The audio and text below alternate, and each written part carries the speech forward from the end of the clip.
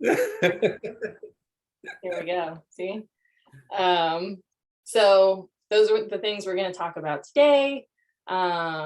We'll briefly recap a little bit of what we talked about last week. I wanted to ask before we kicked off, and you can, I think there's like a little hand raising feature, or if you just want to pop something in the chat about who here has worked on Squarespace before or is working on Squarespace now. If you have, just like do the little, I don't know where you find the hand raise. Did that? I clicked something, Dwayne. If I messed it up, then you can. No, you're fine. Okay. If you're all looking for the reactions, there should be a reactions button there where you can do like thumbs up or raise your hand or whatever. Just let Renee know if you've used Squarespace before. All right. Maybe we haven't. So there is, so we're not going to talk in as much depth. Okay, cool. That's totally fine. So we're not going to talk in as much depth this week as we did last week about the Squarespace basics. However, we are using the same website. If you were with me last week, we have built out a website for this class that you will have access to, that I will actually go ahead and drop in the chat while I'm thinking about it. Is that the link from the recording last week? Renee? Yeah. Okay, great. All right, abtechworkshop.squarespace.com. And then the password, because there's a password on it, is community rocks, because it does. So that's in the chat, so you can just copy and paste that at some point or take a screenshot or whatnot. So we are working on, we built out a website for this class. So there are several pages that have lots of really good resources that I'll point out to you again. And then we have added a blog to it this time. So without further ado, I'm going to share my screen. As you heard, we are recording this. So after this lesson will be posted on YouTube, so you can revisit it whenever you need, if you want to watch through it again or want to revisit certain points, etc. And as Dwayne mentioned, if you have a question at any point in time, feel free to drop it in the chat. He might flag me down when a question is asked, but then once he heads out for the night, I'll try and keep an eye on the chat and answer questions either as we go, but we'll definitely have time for a Q&A at the end. So you can also just round up your questions and save them for then too. Okay, so we're sharing the screen. Okay, there we go. All right, so today we are blogging with Squarespace. So this is, for the folks who weren't with me last week, this is the website, so abtechworkshop.squarespace.com. So this is the website where we worked last week. So we have a little intro page over here where we kind of cover last week. Hi, there's my face. So all kinds of good information here.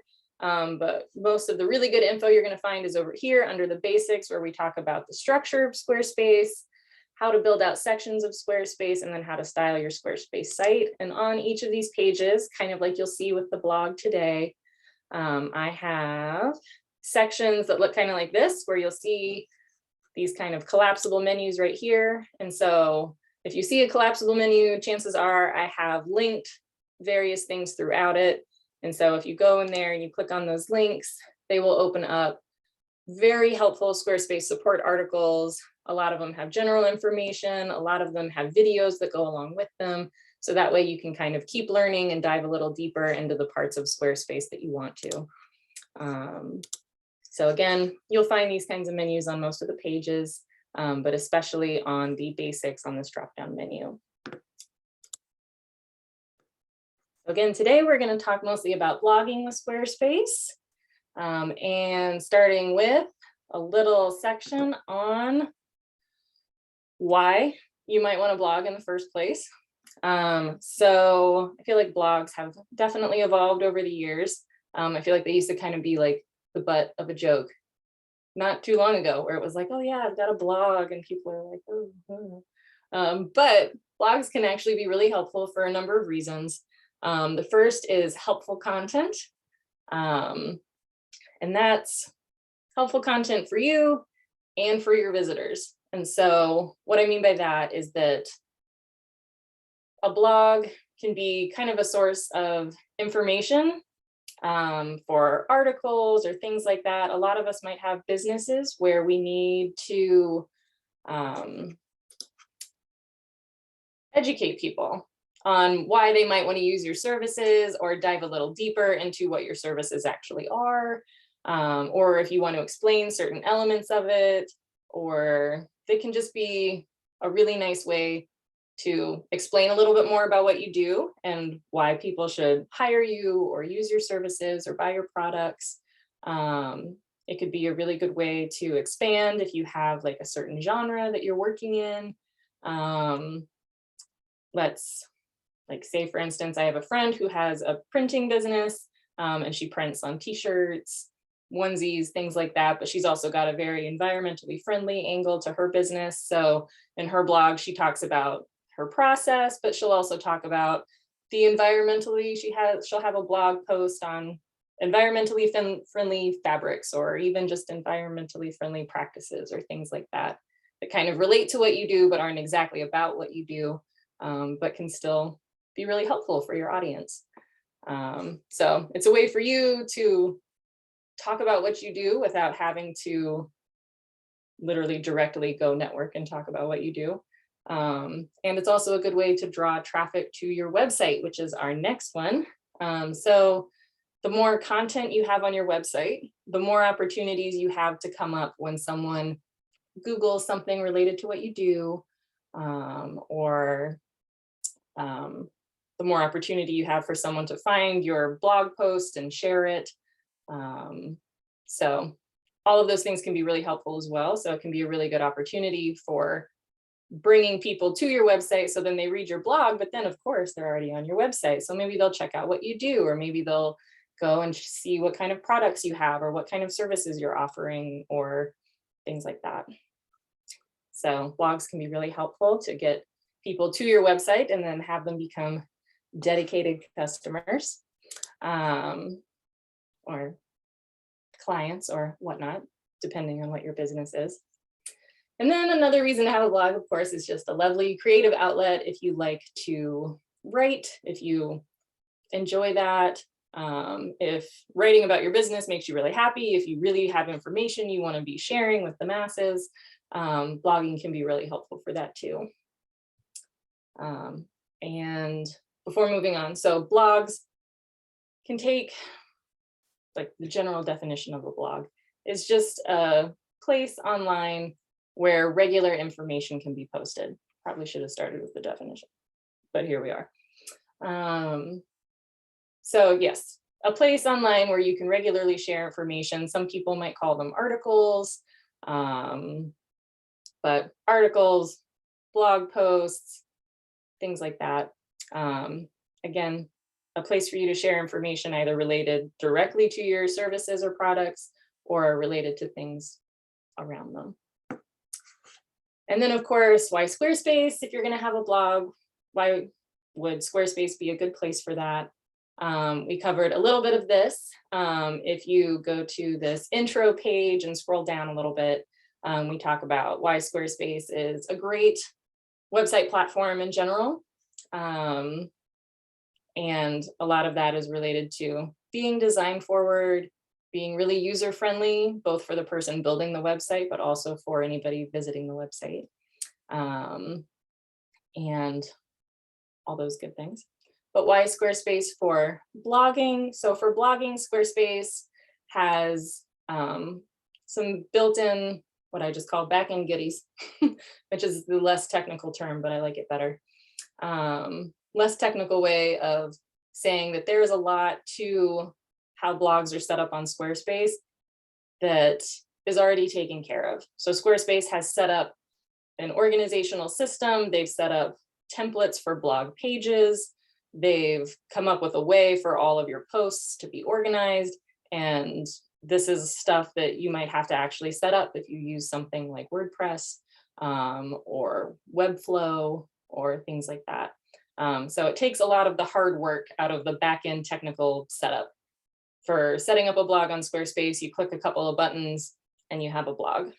And that's how I like to do things, nice and easy. So they have a lot of those built-in goodies. And then they also have, for lack of a better term again, streamlined workflows and blog organization. So what that just means is that, again, the way that your blog is set up makes a lot of sense. It's very intuitive. It's easy to create blog posts. It's easy to organize them. You can categorize blog posts. You can add tags to them. So it just makes them very searchable. It makes them really easy to find, again, for you and for your site visitors.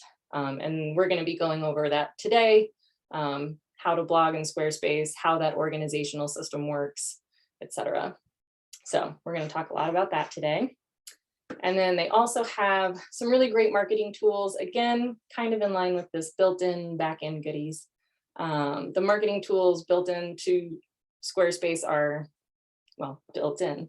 So it's not as much like having to connect plugins or do anything fancy on the back-end technical way. They have a really easy way for you to connect your social media, a really easy way to connect your email marketing, if you're using MailChimp or if you're using, so they have a lot of ways to very easily plug marketing tools into your blog posts so that when you post a blog, it also posts to your Facebook page, or it could also post to your LinkedIn page or anything else like that. And again, one of the main reasons I like Squarespace overall is that it makes a lot of things a lot easier. And I am all about very easy workflows. So anything that simplifies my life is my jam, which is why I really like working in Squarespace, period. All right. So today's lesson, we are going to start with talking about how to build a blog page. We're going to move on from there and talk about blog posts. And then from there, we're going to talk briefly about marketing your blog. So again, we're going to kind of just dive right into how you set up your blog, how you create posts, and then how you can get them out into the world. Again, if you have any questions at any point in time, feel free to go ahead and drop them in the chat. I'll try and answer them as I see them, but I'll definitely get to them later if I don't. So, and again, anything about the basics of building out a Squarespace website, period, you can find here. But today we're going to start with that. I have linked over here, again, since you have access to this website starting now, since you have the link and the password, which I'll send out again at the end of the lesson. I know we had some people come in a little bit later, so you might not be able to see the link and the password in the chat. So I will do it later. If I don't, remind me. But when you have access to this website, you can go to the blog page that we're on right now. And then this right here, if we click on that, is just another Squarespace support article that has a lot of the basics in it. And then from here, they have videos you can watch. They have basic information with lots of other links if you want to find out a lot of other specific things. So you can find that just by clicking right here. So that's the overview of blogging with Squarespace. And that'll talk about pretty much everything we're going to cover today, but we'll go pretty in depth with it. All right, and Dwayne and I unintentionally coordinated. So I've gone ahead and actually built out a blog on Squarespace. I have autumn themed it because I am tired of summer. I become a very sweaty, angry gremlin in the summer. It's humid, my hair poofs, everything is sweaty, and it's just not. So I'm ready for some cooler weather. The last few mornings, if you live in Asheville or Western North Carolina, have been divine. So I hope you've been able to enjoy those as well. Been a little bit cooler. There's been a breeze. It's been my jam. And when I built this out, I got to look at a lot of pictures of leaves and pumpkins and sweaters. So that is the theme of our blog today. So first, as we dive in, we're going to talk again, we're going to start by building out a blog page. So in Squarespace, you will set up a website, first of all. which you can do using their templates, which we'll dive into here in a second. Last week's lesson was a lot about templates, how you can use templates to really take a lot of the work out of laying things out. So when you start a blog on Squarespace, first of all, you will start with a template for a website. And then from there, it will either already have a blog page built in, or you can add one. And then within that blog page are your blog posts. So last week we talked about, when we were talking about the structure of Squarespace, to think of Squarespace as nesting dolls. So you've got your big nesting doll, which is your website. And then that big nesting doll is made up of the next one, which are pages. So your website is made up of pages. Those pages are made up of sections, and those sections are made up of blocks. And you can find all of that info again here under basics, under structure. So in keeping with that metaphor, if your blog is also a set of nesting dolls, you've got your blog page, and then your blog page is made up of blog posts. So fewer nesting dolls than last week. And those are the two main things that we're going to talk about today.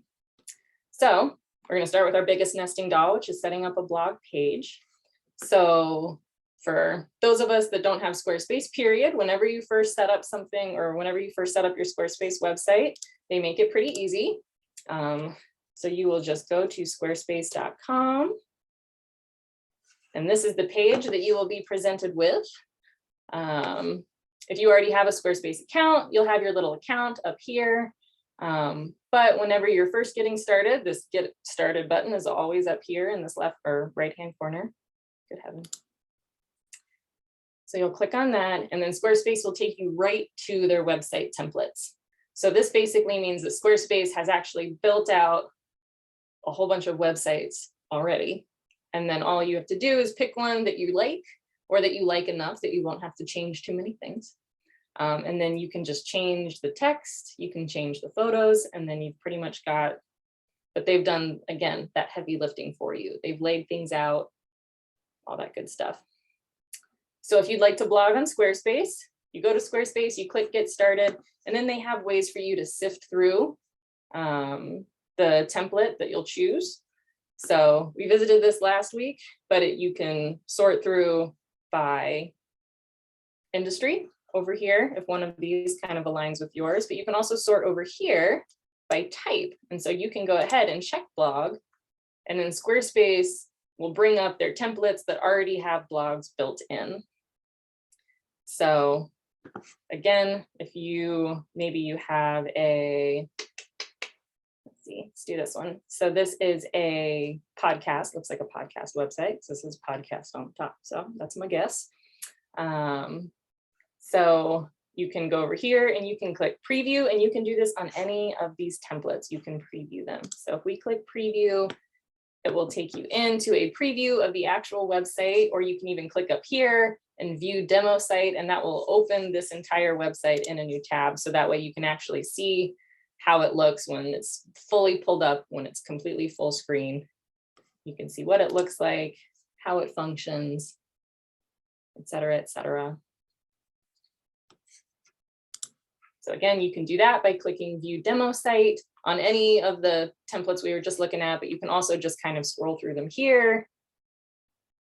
You can check out the various pages. So that way you can kind of see which templates you like, which ones have layouts that resonate with you or that you enjoy. You can check out their blog page to see how it looks. So this one just has titles and read more versus ours, which has pictures and titles. So there's a lot of various ways that you can lay that out, which we'll be talking about today. And then up here on the left-hand side, you can see how this will look. So we're on their blog page, how it'll look on a desktop, how it will look on a tablet, and then how it will look on a phone. So that way you can see how it's going to look across all the devices, which is helpful because everyone has so many devices nowadays. So again, you can do that with any of these. So you can kind of get a feel for which layouts you like, and you can check blogs so you know that there's going to be a blog built into each and every one of these. And then as you like them, or if you like a few of them, there's this little heart option down here at the bottom. So if you like one, you can click the heart, it'll fill in, and then you can always visit those by going to my favorites. So if you like a few, you can click them, go through them later, etc. So once you actually pick one that you like, you'll click start. It will generate your website for you. And then you will end up on the back end of Squarespace, which looks like this. Again, if you were with us last week, this looks familiar. But once you build out your website, you will have your home menu over here on the left. And then you will have your actual website preview over here, taking up most of the screen on the right. So to get to your blog, or to get to your pages where you can actually add a blog, you're going to go up here to pages. As we mentioned previous week, you are going to spend, I'm going to say 95% of your time when you're playing around in your Squarespace website, you're going to spend most of your time in this pages tab. You're always going to see this home menu, and you're pretty much almost always going to go straight to pages. And then it's going to open up to all of the pages that you have here on your website. So you can tell that we've got these pages. Again, our main navigation pages are the pages that show up at the top of our website. And then you have this not linked section, which are pages that are built that people can access if they know how to get to them, but that are not live at the top of your website, so people can't get to them right away, which is helpful when you're building out a new page. Actually, when you start your blog, you might want to add it down here. I would actually recommend that you do that. So that way you can fuss around with it and play and mess it up and do all the things, and you don't have to worry that people are landing on your website and clicking on your blog and wondering what you're doing with your time.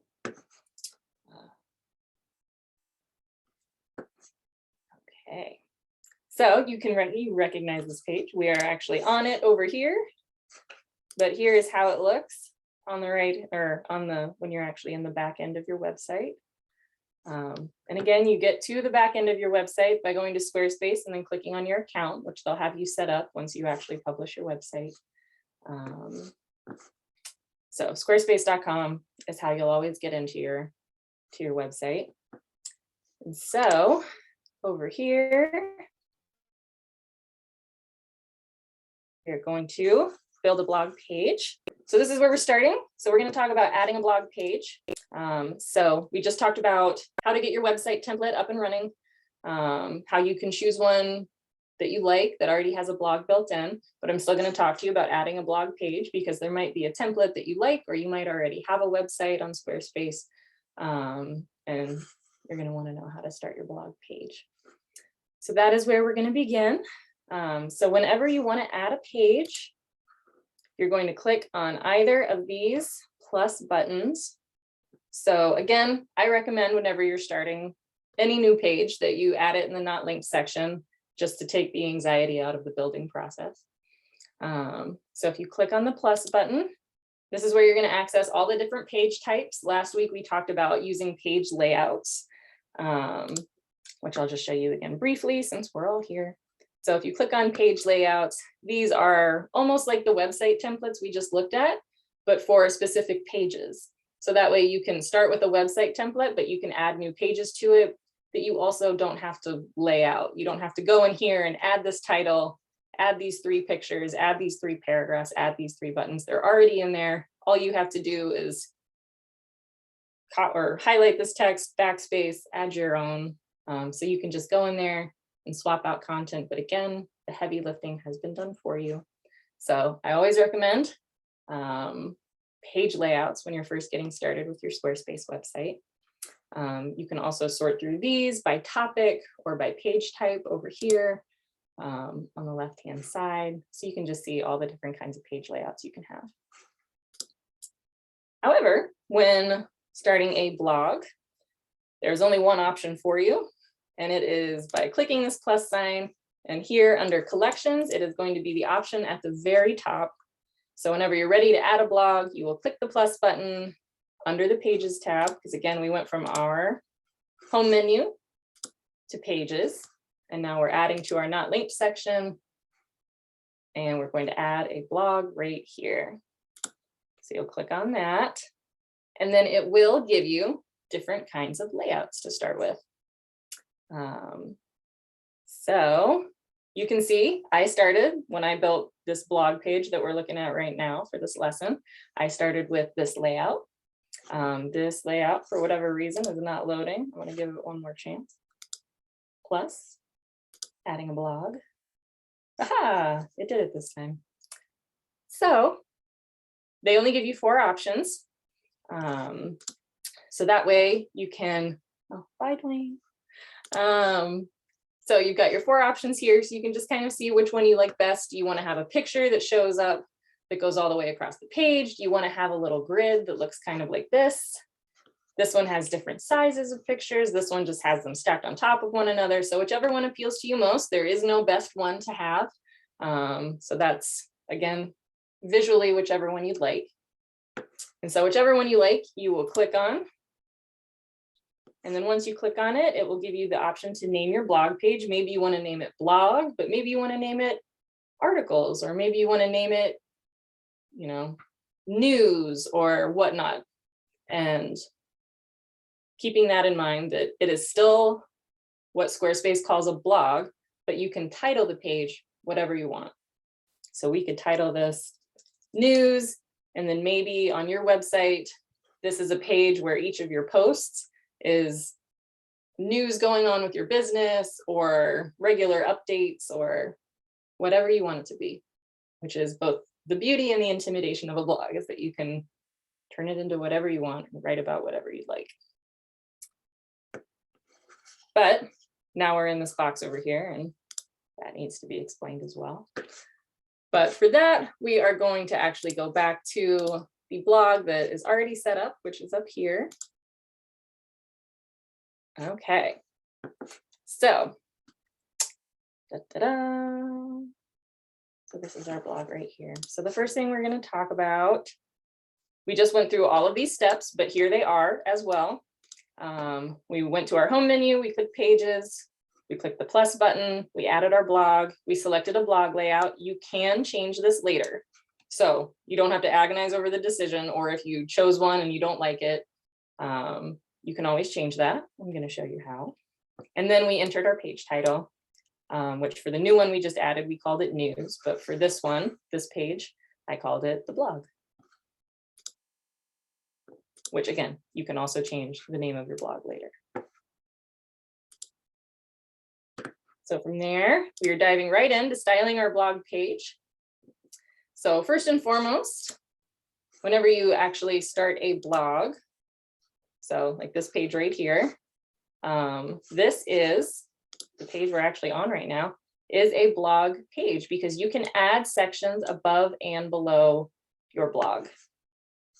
So I added all of these sections. So when I first started this page, this was the only thing that came up. So kind of like the news one that we just started.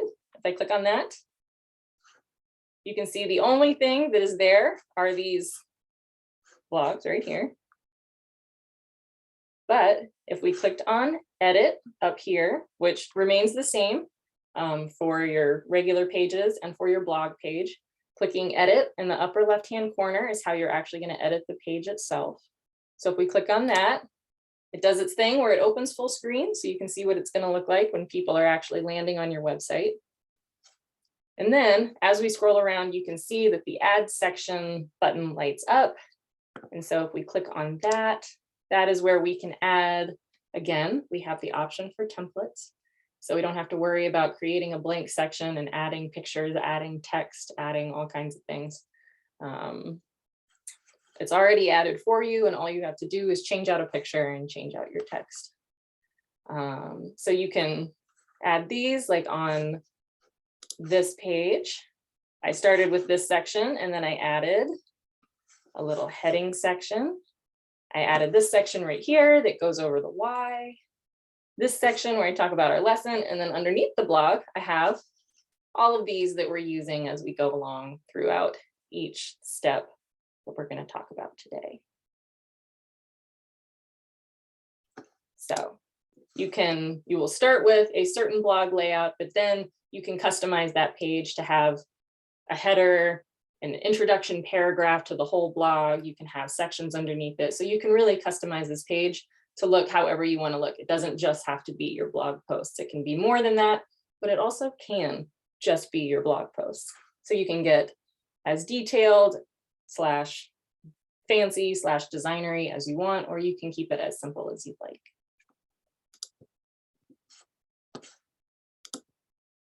I'm going to click done because that is how we exit edit mode whenever you're in Squarespace. Once you've added a page, you edit or you edit it by clicking edit. And when you're done, you click done. They make that nice and simple for us. Again, Squarespace's simplicity is one of the things I very much appreciate about it. Okay. So you can add sections above or below the actual blog that generates when you add your blog page. And now we're going to go over editing that actual blog section. So again, we're going to go back to the blog that I created for this lesson. So whenever you actually click on the blog page, as you've seen a couple of times now, it generates these little boxes and titles. So these right here are all of your blog posts. And we're obviously going to go into a lot of detail about blog posts. But you'll notice in regular pages, if you click on that page, all it does is actually bring up that page and nothing else happens. Your menu doesn't change. It doesn't take you anywhere new. But you can see right here where we have this blog and where we have the new blog down here that we just made, that there's this little arrow over here on the right-hand side. And that's how you can tell if you have a page that's going to take you into a different kind of menu. So those are the only two that have the arrows. So you know when you click on them, it's going to open up this new menu. But if you need to get back to your other pages, all you have to do is click in the upper left-hand corner, and then you're back in your pages menu. And one more time takes you back to your home menu. So we're in pages, we're in the blog. So if I click edit, it's going to take us full screen. You can see that I added this section right here. Again, we go over the basics of sections and building them out and adding blocks to them, text blocks, image blocks. We go over all of that up here in our basics on the basics page, or if I go over here. So we cover that here on the building page if anyone wants or needs to revisit that. So I'm going to scroll down because these are all just regular sections that I have added to this page. You can see up here in the right-hand corner, we have our edit section option along with our ability to move these sections, duplicate them, or remove them. Same for this one. But when we get to our blog section, this turns into managing posts and editing the section. And then you also have the opportunity to move this section up or down as well. And that, for the people who weren't here last week, moving a section just moves it above or below the section above it. So that way you can add sections and move them around the page itself as you need to. So managing posts is just going to take us right back to the menu that we were just on, because managing our blog posts is going to want to populate this menu with all of your blog posts. But clicking on edit section is where we are going to run into all of these delightful elements right here. So if I click up here, edit section, it's going to open our little section tab, or section Narnia. If you're with me last week, I call pretty much everything Narnia because that's kind of how it feels. When you're in the realm of tech, everything you click on, it opens a new thing and it's all new. It feels like Narnia, but without whoever the bad guy was in that. Bad girl. It's like a snow queen. I need to rewatch it. So we clicked on, I've digressed. We click on edit section. The section Narnia shows up. And so now we have layout, page spacing, our images, image placement, text, meta, which I'll explain, don't worry, and then iconography, which I'll also explain. So first and foremost, layout, which I have bolded right here, is where we talked about how when you actually add your blog page and you selected that layout, maybe it's the grid, maybe it's the list, where you can change it later. This is where you can change it, and you can change it as many times as you want. So I have chosen the basic grid. However, we can also do the side-by-side, which just kind of stacks them on top of one another like that. We can choose the single column, which is the one where it has the picture that goes all the way across. Man, see, doesn't that just look nice? Doesn't that look nicer than just sweating? I think it does. Jack-o'-lanterns. So that's the single column. So you can play around with these. You can click on any of these, all of these, see how you like them. Alternating side by side, also a cool one. So it swaps the picture and the title. And you can, again, you can change this as many times as you'd like. Oh, that's not the one. See, I already forgot. I had the basic grid blogs. We'll go back to that one. Eventually, it's probably going to be nice for you to land on one and stick with it, just so that way when other people are coming to your blog, if they read it regularly, it looks familiar to them. Because the more familiar and cohesive your website is, the more recognizable it will become, and then the more dedicated followers, customers, visitors, it'll make it easier for them to find you. And more traffic tends to equal more sales. So that's where you can always change your layout if you need to. Page spacing just refers to if you want the blogs that you've laid out to take up the full width of your page, which this is only, it doesn't get that much bigger.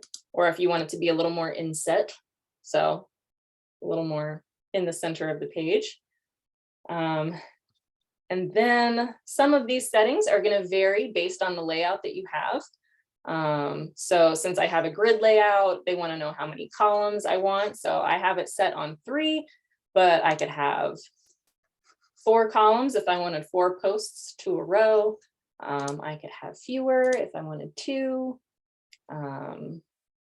So that's just a nice and simple way to do that as well.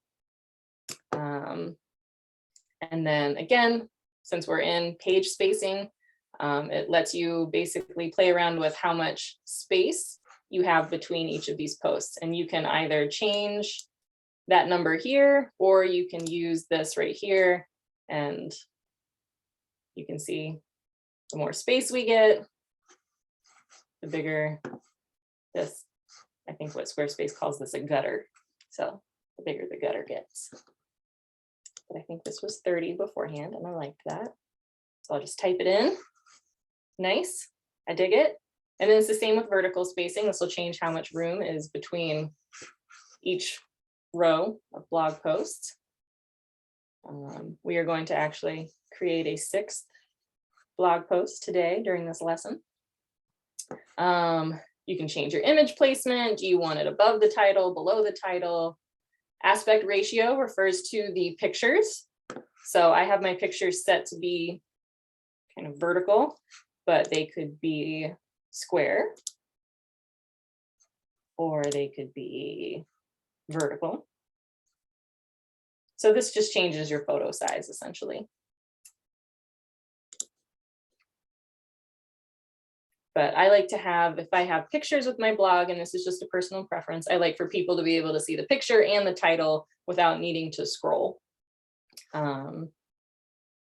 Just so that way they can get the whole feel of it all at once.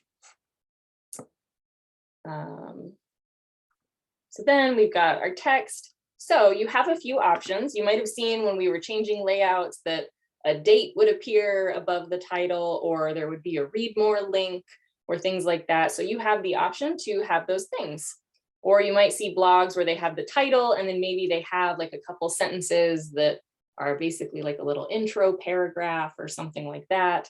So this is where Squarespace allows you to have those things, to hide those things. As you can see, I have hidden both the excerpt and the read more link.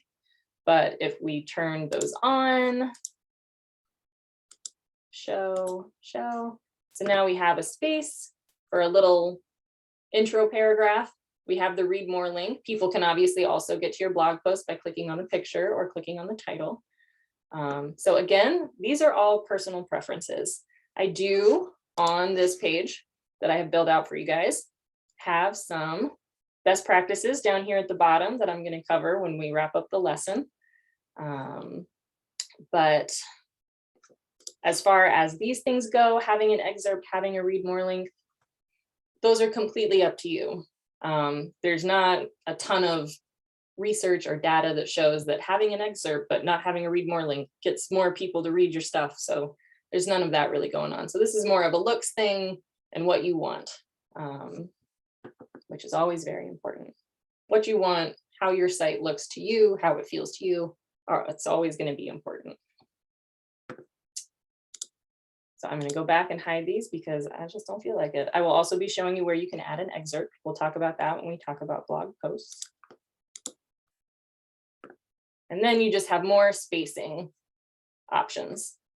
So title spacing is how much space is between the title and the other things below it.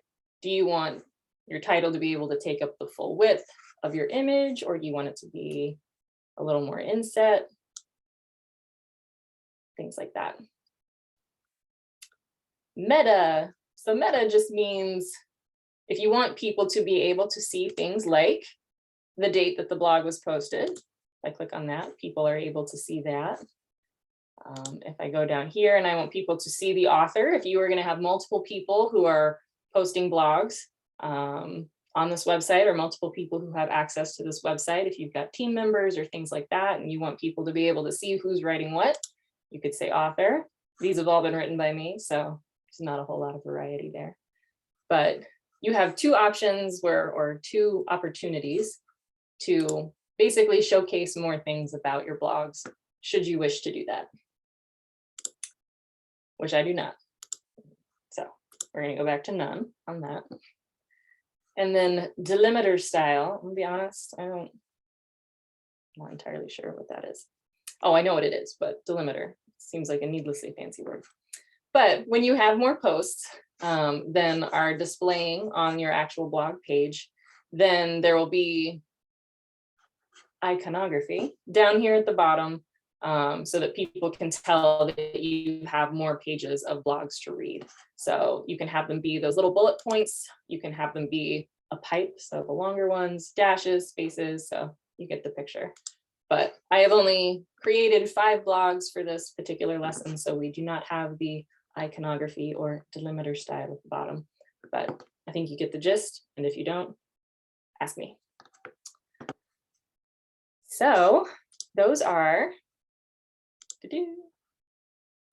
your blog section / blog page settings that you can play around with when you're in the actual page, setting it up. If you're adding sections to the top or the bottom of the blog, and then when you're actually playing around with the blog itself, those are the things that you can do.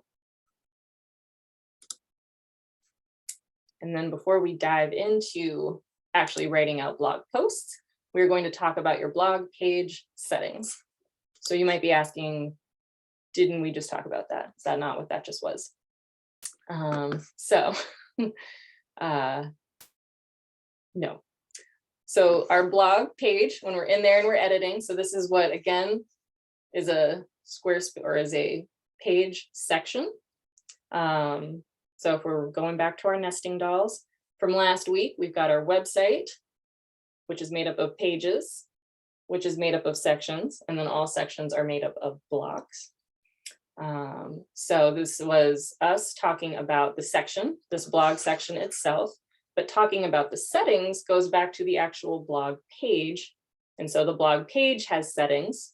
And then what we just talked about was the blog section, which are the settings that we were just playing around with here.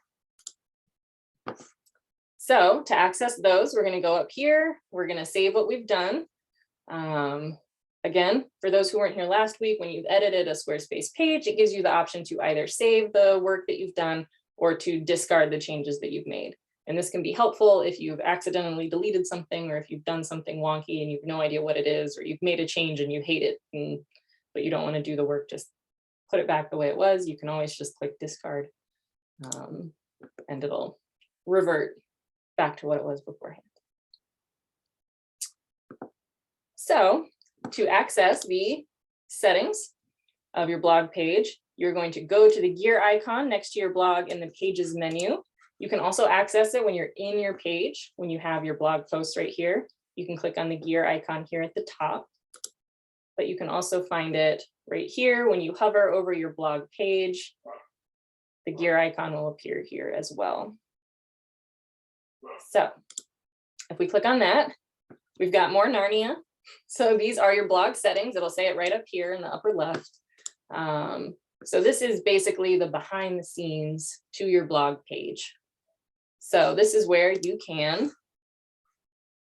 set how many posts appear on your page, change your page title, if you want to add an SEO description. For those who don't know, SEO is search engine optimization.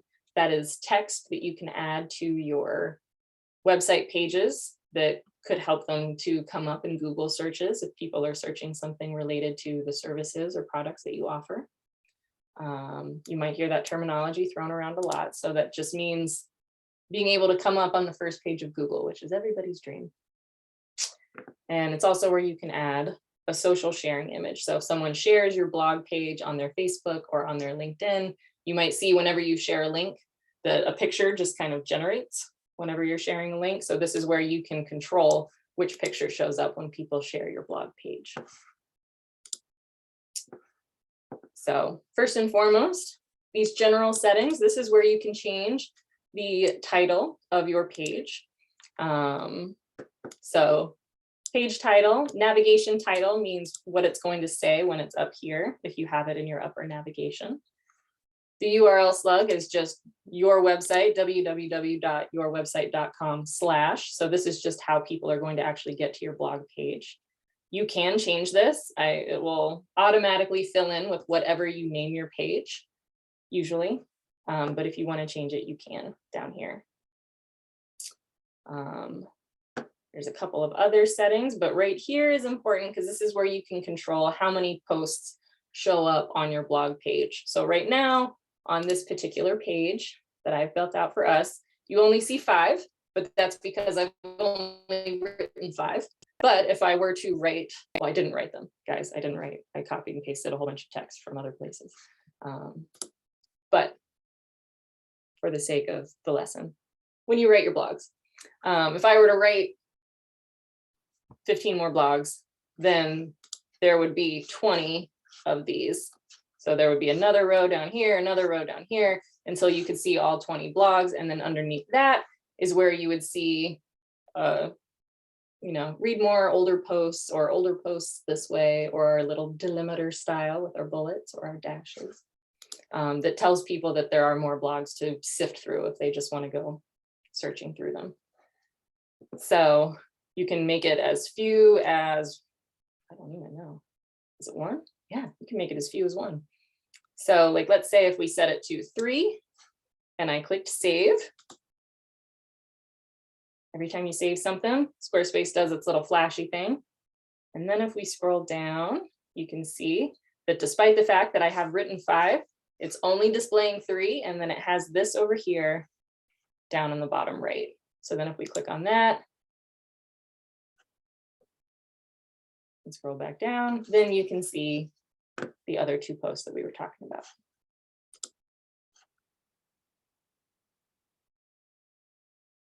Ta-da!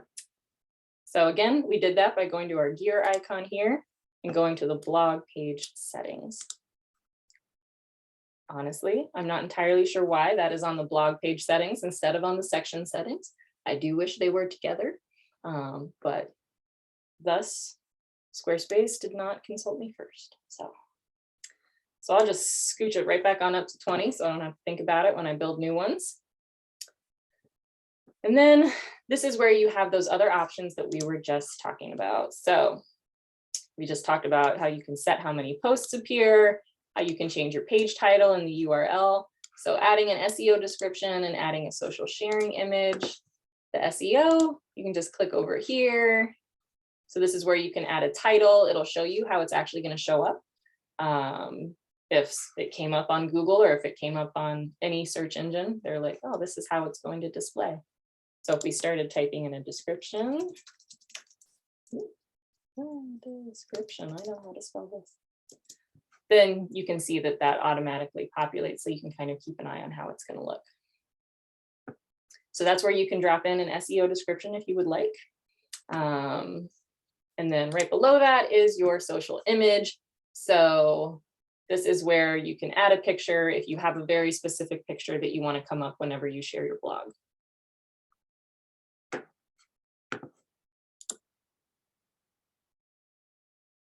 All right. Awesome. So below this, I have quick links. So this is, again, wherever you see one of these little accordion menus, you can almost be guaranteed that I have linked something within them. So this or these articles right here cover pretty much everything we just talked about. So it dives deeper into those blog page settings that we were just looking at. And it also dives into when you're adding a blog page, how to do it, how to edit the section settings that we were talking about before that, where you can change the layout and change the spacing and et cetera, et cetera.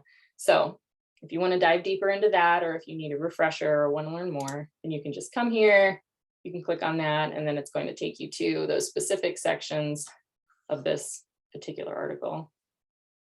There we go. So then you can learn a little bit more about how to do it, what goes along with it, etc. Okay. So you can always find those there. If you have any questions before we move on, feel free to drop them in the chat. We are going to move on to actually building out a blog post. So we are going to go back into, well, there's a couple of ways. We can click on our blog page whenever you want to add a new post. You go find your blog. You can tell, of course, by how you titled it, you know it's your blog, but you can also check that the symbol over here has like a little pin tip. And that's the symbol that Squarespace uses for a blog page. So you can click on it here to access all of your posts, or you can go into your actual blog page, scroll to the section where all of your posts live, and then click on Manage Posts here. So if you're already inside of your page and you want to actually get to these posts, because as you may have noticed, as we were fussing around in here and playing with the section settings, that we can't actually click on these posts and have anything happen. We can't get into them. We can't change the text. We can't see them or read them. So the only way to do that, again, is by clicking on the actual page on your page menu, or when you're in this section, clicking on Manage Posts. So you'll always be able to tell when you are inside of your blog with your posts, because this is how they'll look. And this is no matter what kind of layout it looks like on your website. This is always how your blog menu is going to look. I don't think they have an exact name for it, but we'll call it the post menu, the menu of your post. Is always going to show up over here. And you can see that even here in this blog that we added for demonstration purposes earlier. We click on that, looks exactly the same. You got a tiny little picture, you got the blog title, you got the date that it was posted, etc. And also, while we're in here, whenever you do add a blog page, or even if you choose a website template, like the ones we were looking at earlier when we started the lesson that already has a blog built into it, there are always going to be these example posts. And there's usually almost always 4 of them.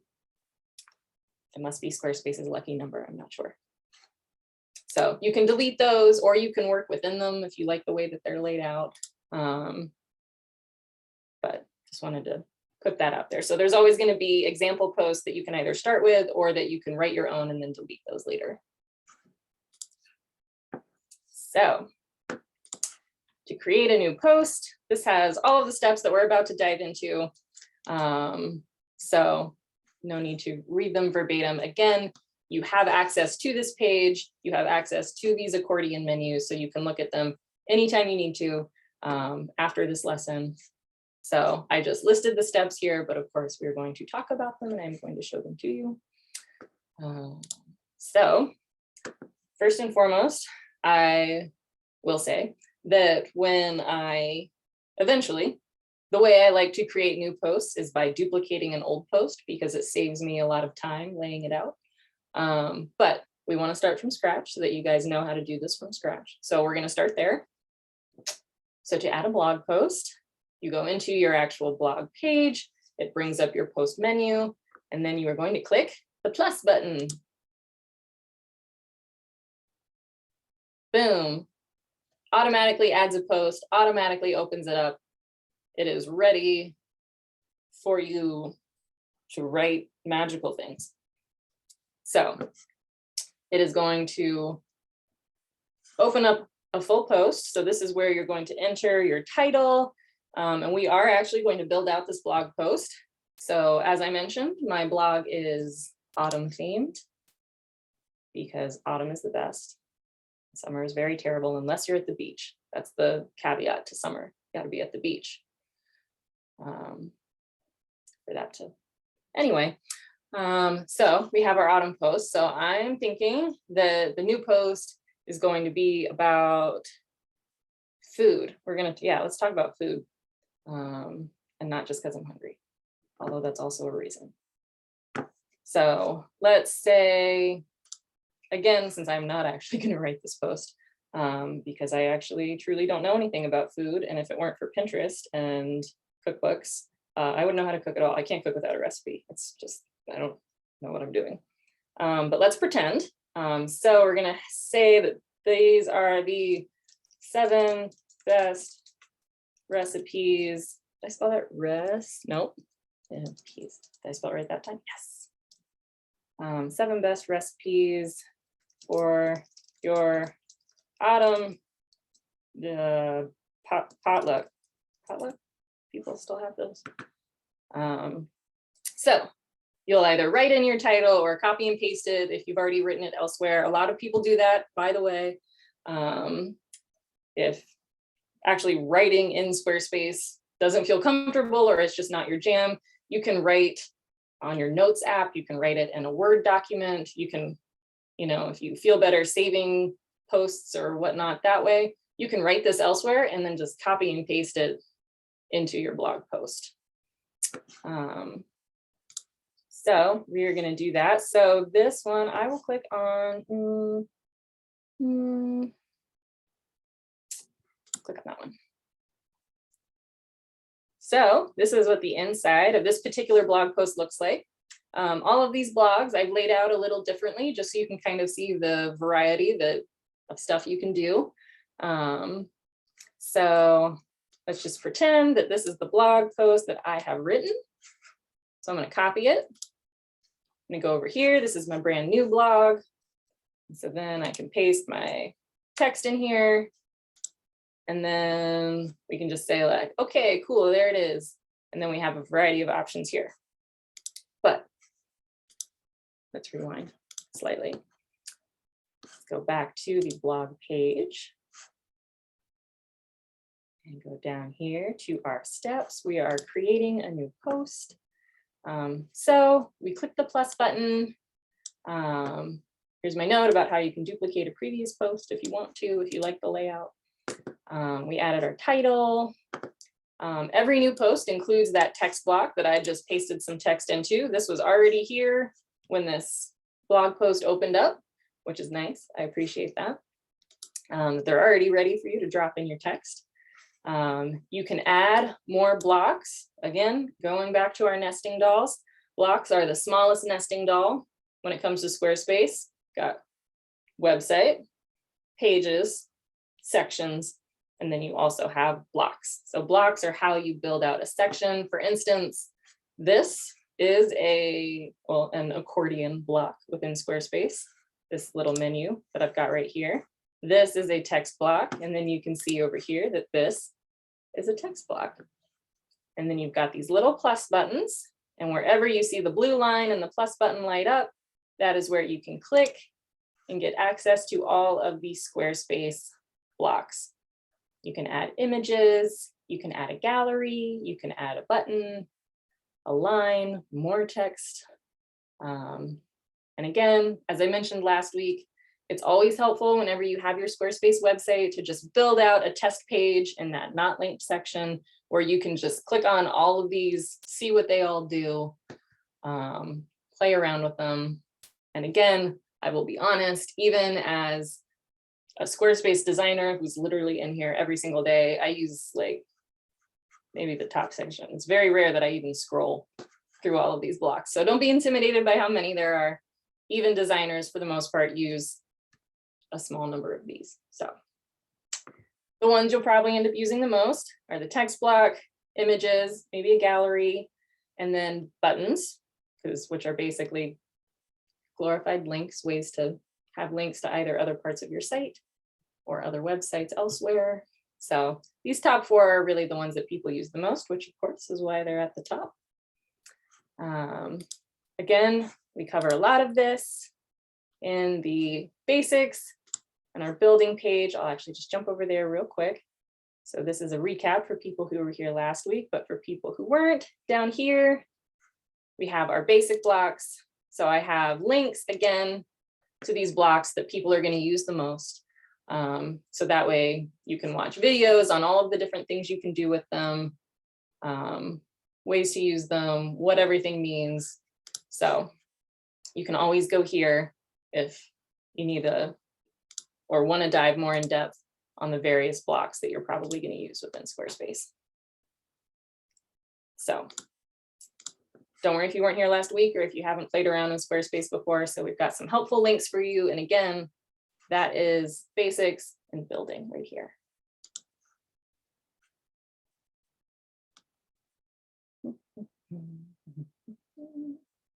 Okay, well, actually, let's go back down here. So that's us right here talking about how there's a text block, but you can add more blocks if you click on one of the plus buttons. And then after you've added your content, whether that's pictures or just text or whatnot, then you can go in, edit your post settings, add categories and tags, all things that we're going to talk about here very shortly. But that is the very basic way that you add a blog post. We are going to go into laying out your posts, but first, we're going to talk about this because I accidentally didn't order. I didn't put those in the correct order. We're going to talk about this. So once you have written your blog post, you have a variety of options. When you're over here, you're like, great, here's my title, here's my content. Maybe you added a picture. So you're going to go over here and hover over done. And instead of just having our usual save or discard, you also have these two options in the middle, publish and schedule. So saving, which is all here. So everything I'm about to say also listed here. So if you save it, what that does is save it as a draft. So that means you've written this, it's there, and you click save, but it does not post it to your actual blog page. You can see right here that it literally has a big rectangle that says draft, whereas the rest of these have this light gray date underneath. So if you see a date, that means that it is posted, it is live on your website. But if you see draft, that means that it is not live on your website. So even if we are on this page, we've got these 5. If I refresh this page and we scroll back down to that section, you cannot see our new post. Your new post is always going to show up on the upper left, or if you have a different layout, it's going to show up at the top, because Squarespace assumes that when you post new content, you want it to be front and center. So it has not posted because all we did was save it as a draft. So that way you can go back in, you're like, oh, I want to change something, I'm not ready to post it yet, you can just go back up here to edit. It'll open up the full screen, and then you can add blocks, change the text, etc.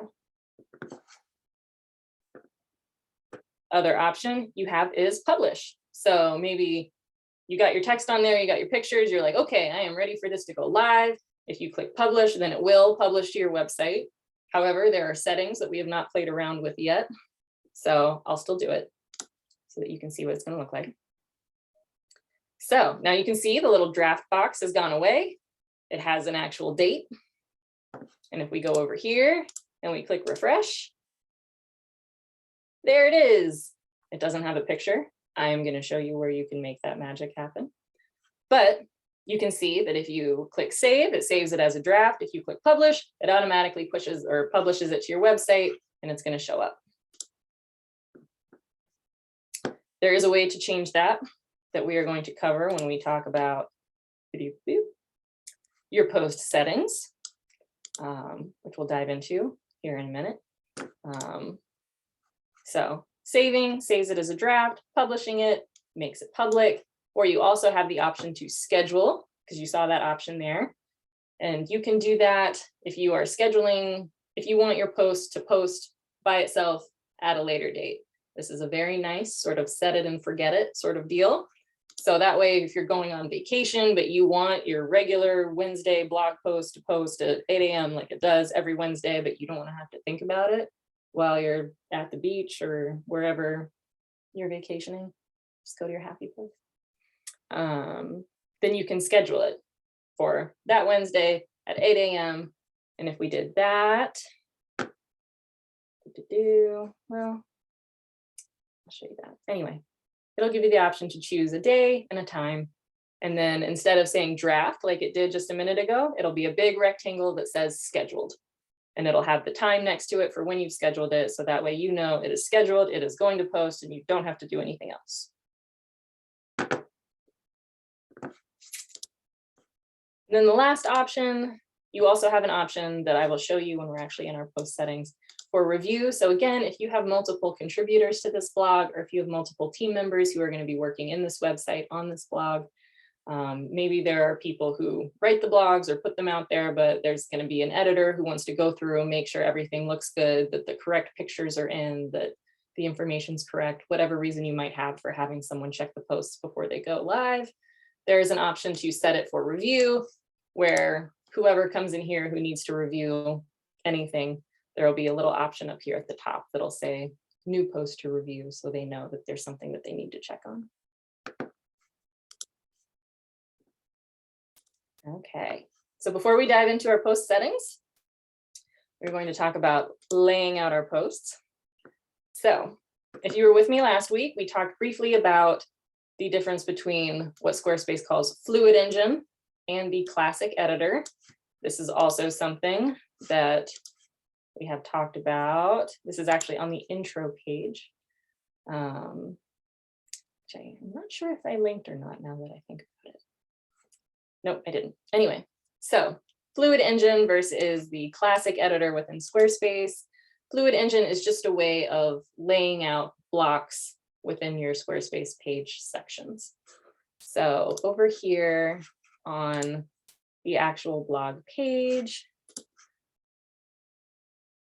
which is going to open eventually. Here we go. So this is what Squarespace calls Fluid Engine. That's just their fancy name for how they allow you to lay out content.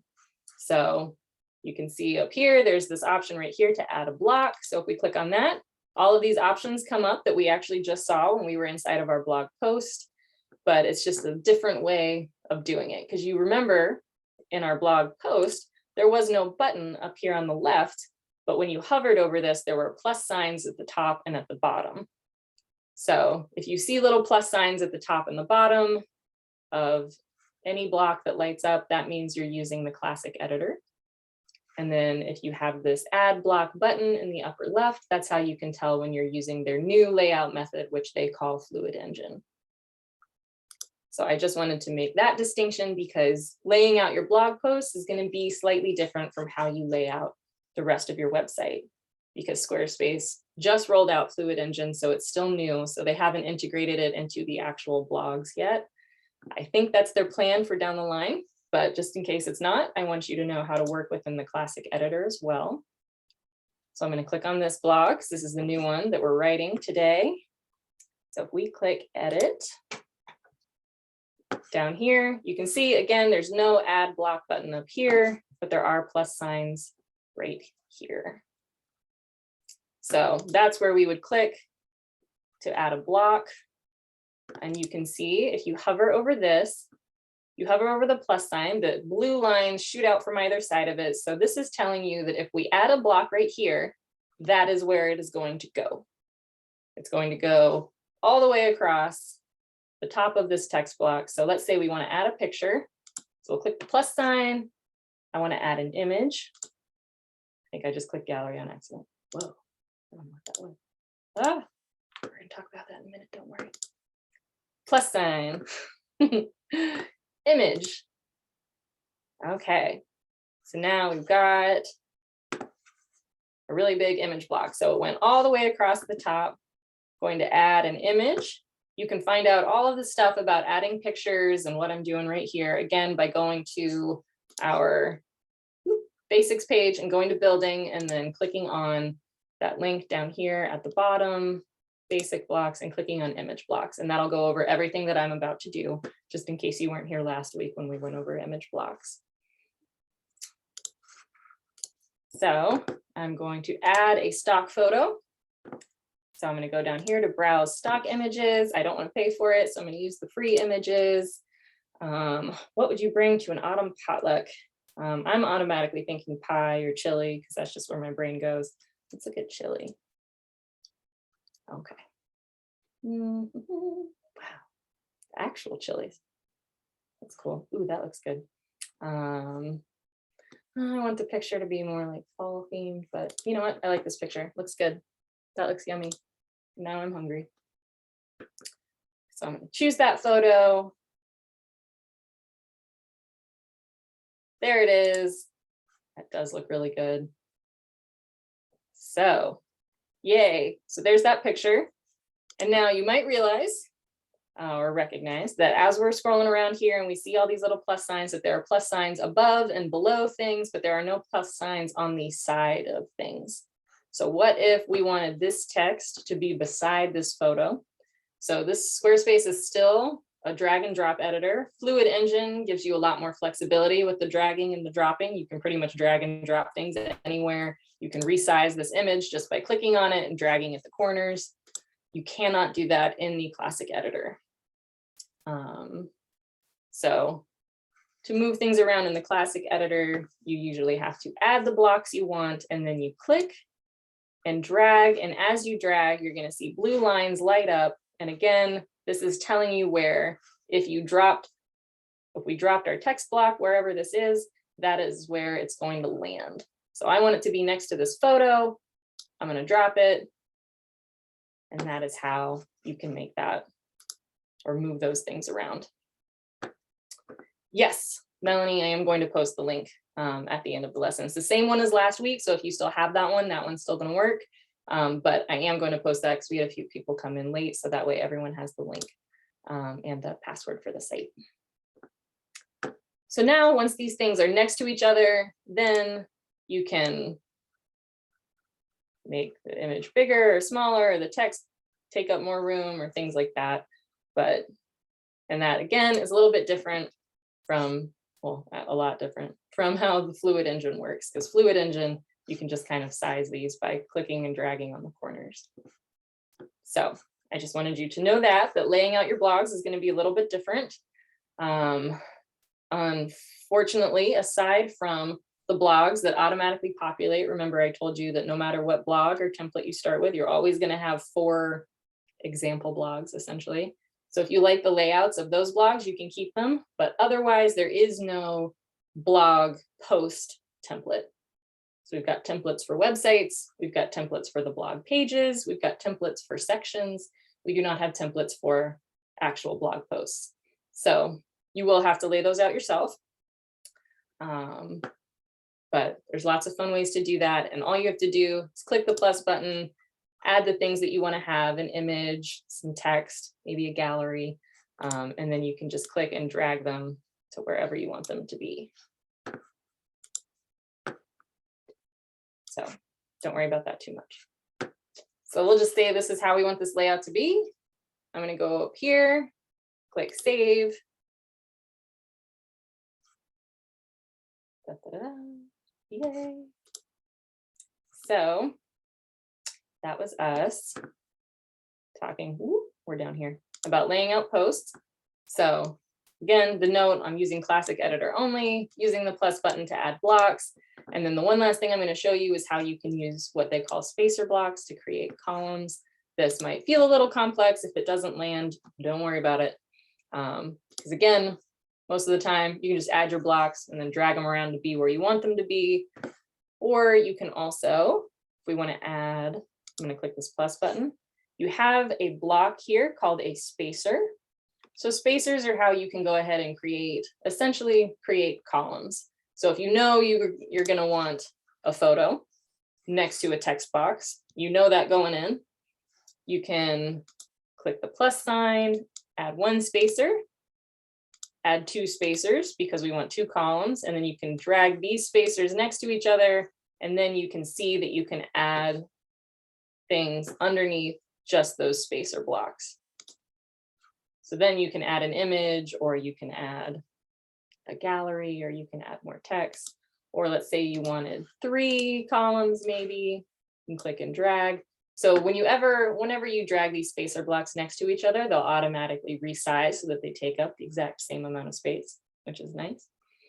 So then if we wanted to add 3 pictures right next to each other, we could do that way instead of having to add 3 pictures, one on top of the other, and then drag them so they're next to each other. So again, that's a matter of personal preference. If you'd like to set up this layout beforehand, go for it. You can use the spacer blocks. If you don't, then don't worry about it. Add the blocks you want to add, and then just click and drag them to arrange them how you want them. I'm going to discard that because we don't need the empty picture boxes and spacers in this post. Yes, I do. Thank you so much for double checking. All right. So those are the basics of creating a blog post, laying out a blog post, and then either saving as a draft, scheduling, or publishing your blog post. Next, we are going to dive into the post settings.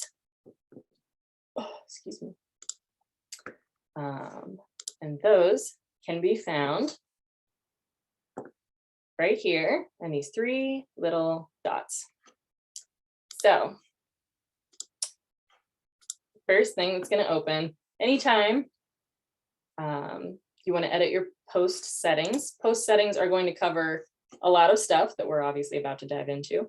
But one of the main things is this picture that's going to show up if you want pictures to show up on your blog page. If you remember from the beginning of the lesson, that first website template that we looked at, they literally just had the title, a little excerpt, and a link to read more. So you don't actually have to have a picture if you don't want to.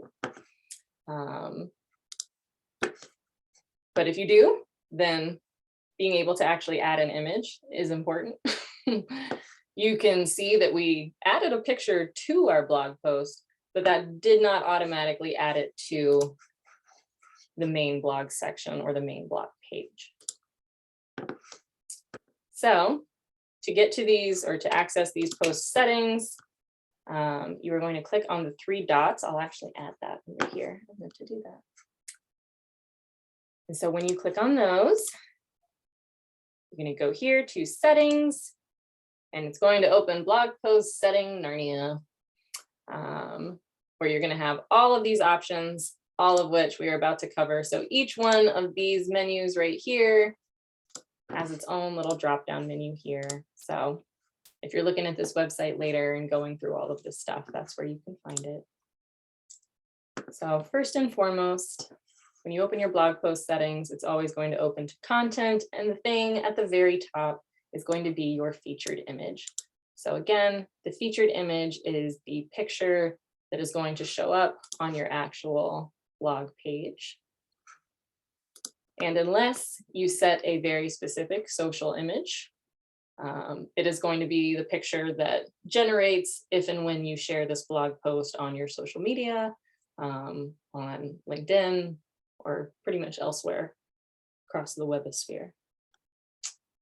So I'm going to use our search for images option. If you click add image, it will bring you into your own files. So if you have a picture saved to your computer that you want to use, then you would click add image here. Otherwise, again, I'm going to use a stock image. So I'm going to go to the search for image options, and then I can click over here to free images. And this time I do want pie. I'm going to go pumpkin pie. Is it basic? Yes. Do I love it? Also, yes. All right. Oh, this is cute. I like that one. Let's do that one. Ooh, pecan pie too. Just making myself hungry. This was a bad topic to choose. But I chose my photo. It's going to show up here. There it is. Yay. So that is one of the things that you can edit within this little content tab within your blog post settings that, again, we got to by clicking on these three dots next to the post that we're talking about. So that's where you can upload your picture in the content tab. This is also where you can add your excerpt. So if you remember us talking about how when you're actually in this section, you have the option to have an excerpt, read more, all that good stuff. So this is where you would type up that excerpt. So if you wanted an excerpt to show up on your main blog page, then this is where you can copy and paste it. You can type it in, et cetera, et cetera. And then when you're doing that, you have all of the options that you usually have when it comes to like a regular word processor. So however you want it to look, go for it. So this is where you would drop that in. I don't have any excerpts showing on mine. I just have the picture and the title. So I'm not going to worry about that. So I don't have to add anything here. And then down here, this is your post URL. So this is how this is what you would share if you wanted to share this blog post with someone. If you wanted to put it in an email, if you wanted to share it on your social media, put it in your link in your bio on your Instagram or whatnot, share it on your Facebook, you would use www.mywebsite.com/blog/whatever the name of your blog post is. Squarespace is automatically going to generate this based on the title of your blog post. So whenever we added our blog post, it opened up and it said, enter a title here. And we typed that in. As soon as we saved it, it saved the title of our blog as the post URL. You can leave it like that if you want. A lot of the times, again, for SEO purposes, to kind of help boost your potential for showing up early in Google. Sometimes I'll rename these with just a few keywords. So like for this, I don't think we need 7, but people, lots of times Google best recipes for an autumn potluck. But for the most part, I would say people usually Google best recipes for autumn. That just gives me I'll come up for more things that way, I think. So your post URL does not have to match your blog post title. That is the moral of that story.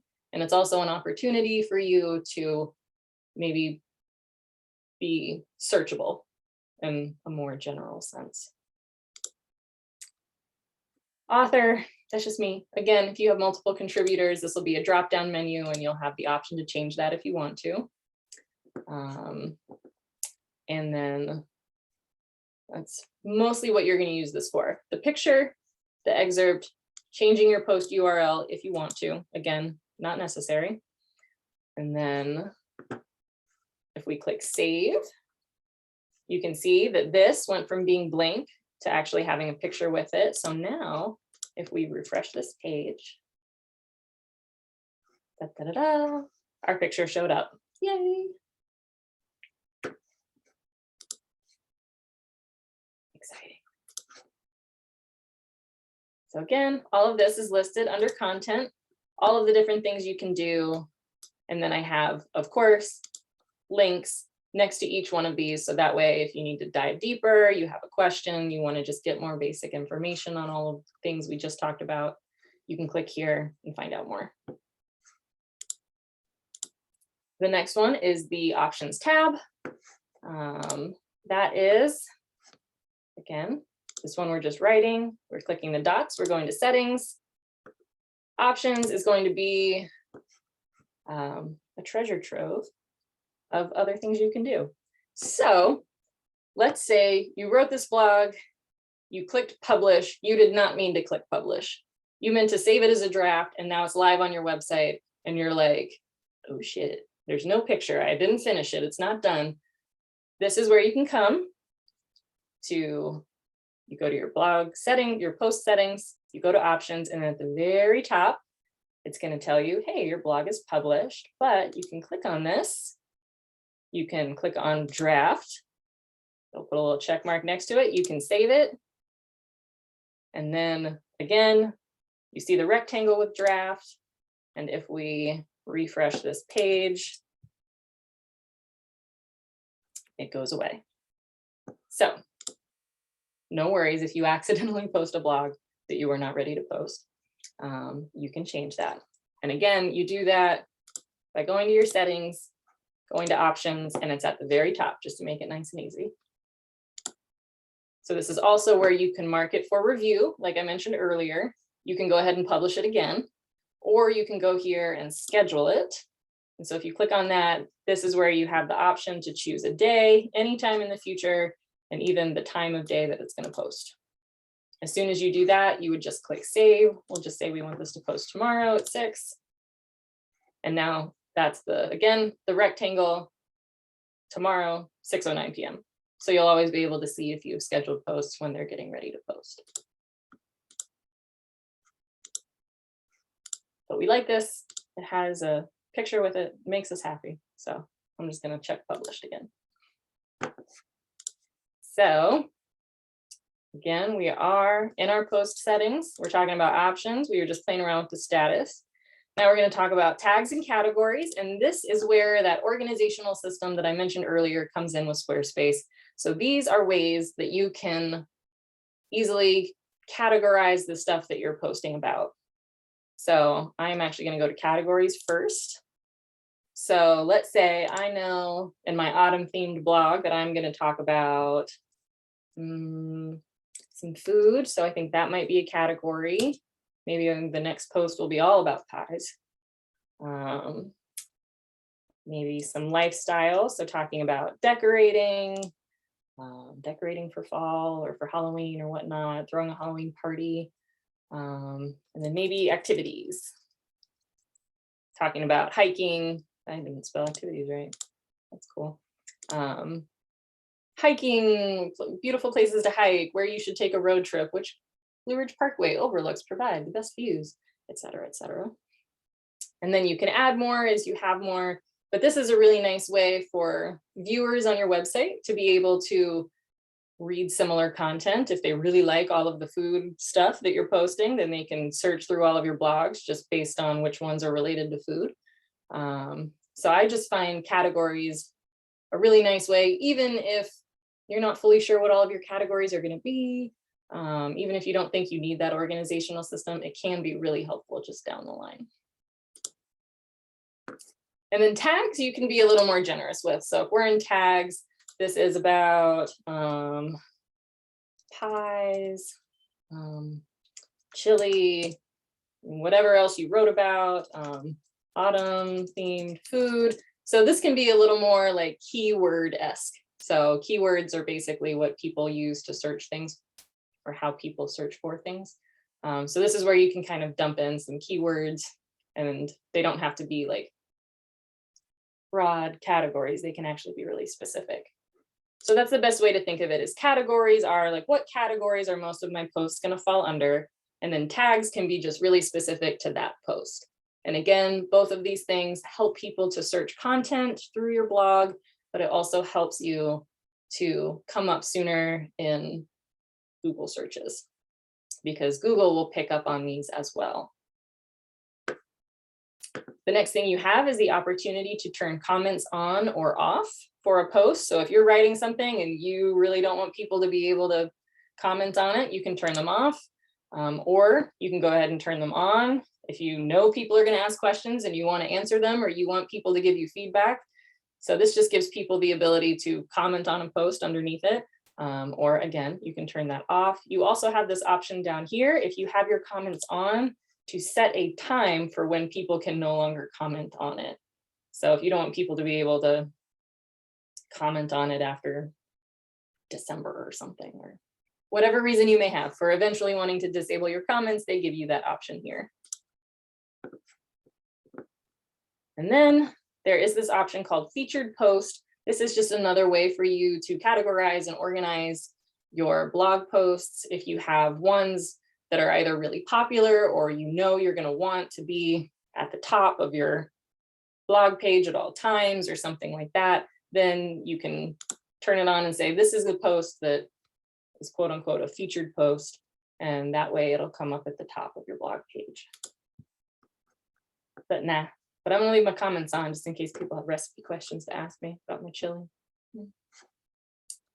So then I would save it. And it says, oh, your blog post is live. Oh, thank you so much. It gives you the ability to copy the URL. If I wanted to do that for whatever reason, drop it right in my social media, put it on my Facebook, all that good stuff. So you can see, since I published it, remember I switched the published on, that there is no longer a rectangle, and instead it's just a date. Oh no, it's unscheduled. That's what we had it on before that. Tomorrow at 6:09 p.m. You can read about the 7 best recipes for your autumn potluck. Anyway, so again, all of the things we just talked about are here. All of the links that relate to them, if you want to dive deeper, are there as well. These next ones are pretty simple. We're going to pretty much breeze through these. So again, if we go to our settings, we talked about content. We just talked about options. SEO is exactly like your blog page. So you have SEO for your blog page, but then you also have the opportunity to put in some SEO for your individual blog posts. So this is where you can do that. If you would like to, you can add a title, you can add a description. If you do not, as they say right here, a description will just be automatically generated. So you don't have to worry. It's not like if you don't add a title and don't add a description, you'll never come up in Google. That is not the case at all. It just means that they'll pull probably from the first couple of paragraphs from your post title, things like that. Our next one down is social image. So again, for the most part, whatever your featured image is going to be the picture that shows up when you post this link in Facebook, LinkedIn, et cetera, et cetera. If you want a different picture to show up when people share this post, you can add it here under social image, alternate social sharing image. They say it's optional because, again, you already have a picture that goes with this post, so you don't actually have to add one here if you don't want to. So now sharing down here. So Squarespace has email marketing built into it, Squarespace email campaigns. So if you've ever wanted to turn your blog into an email newsletter, so as soon as you post a blog, it also gets pushed out as a newsletter to whatever mailing list you may have, then you have the opportunity to quote unquote create an email draft right there. So if email marketing is something that you are planning on diving into, Squarespace has that built right in, which is very cool. The one that I tend to use is social media. So this is where you can connect any of your social media accounts, Facebook, Instagram, Pinterest, LinkedIn. There's a variety of them. You can read all about them right here if you click on this link. But that just means that when you publish your post, it will also automatically post a Facebook post. It'll automatically create an Instagram post. It will automatically add this post to Pinterest. So again, it just kind of streamlines your process. If that's something you were planning on doing, you can absolutely still do it manually. If you want to publish the post and then copy and paste the link to your various social accounts, you totally can. But if you want to streamline it a little bit, then you can just connect your accounts. It'll just have you log in to whichever ones you want to connect, enter your password, all that good stuff, and then it'll just automatically connect it, and then you can turn that option on or off. And then the last option in your post settings is to add a location. If you are doing a travel blog, or if your blog post is about a specific restaurant, or if we did write that post about Blue Ridge Parkway Overlook or something, then this is where you can enter an address. And so that'll generate and it'll be at the bottom of your post. So that way people can go wherever you just were or things like that. A subscribe form in Squarespace for people to subscribe to the blog. There is not one automatically built in, but I'm very glad you brought that up. So we just had a question about, is there a space within your blog posts for people to sign up for this email marketing, if email marketing is the way you want to go? And I think it was, no, wasn't that one. Was it this one?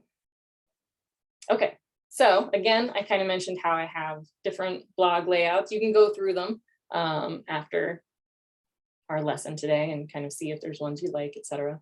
So in this one, I do have a space for people to sign up with their email address to be subscribed to my newsletter.